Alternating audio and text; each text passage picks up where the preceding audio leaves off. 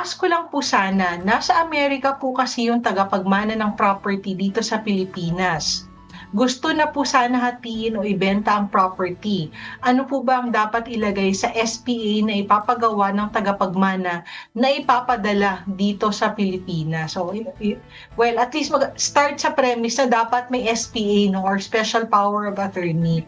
Kung sino man yung aatasan nila na mag-asikaso ng pagbibenta ng property dito sa Pilipinas. Oo. Oo.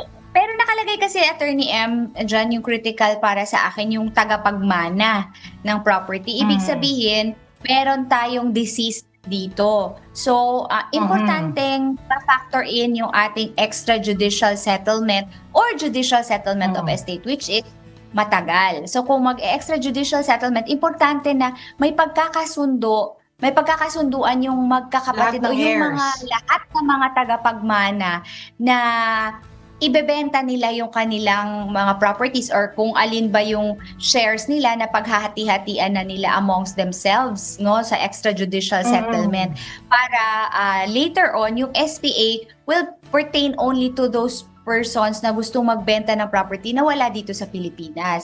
Otherwise kasi kapag walang extrajudicial settlement, hindi ka pwedeng mag-dispose ng pinagmanahan, di ba, Attorney M? Yan. So, dapat mauna yung extrajudicial settlement, di ba, Attorney Joey? Kasi iniisip ko naman, baka isa lang siya kasi parang siya lang yung tagapagmana tapos gusto nang ibenta yung property, Attorney Joey, no? So, kung isa lang siya, pwede siguro no SPA, pero kung marami, hindi lamang siya.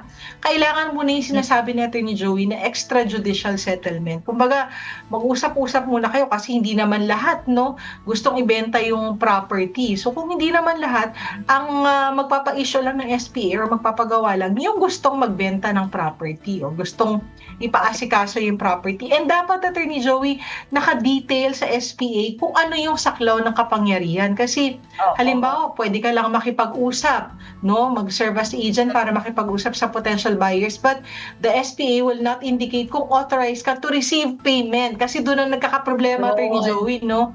Oo, so dapat malinaw po, explicit po yung SPA kung ano, hanggang saan yung saklaw. Kasi again, hindi ibig sabihin na may SPA ay pwede siyang tumanggap or halimbawa pwedeng makipag-bargain, Attorney Joey, or babaan yung presyo, di ba? So, very detailed dapat.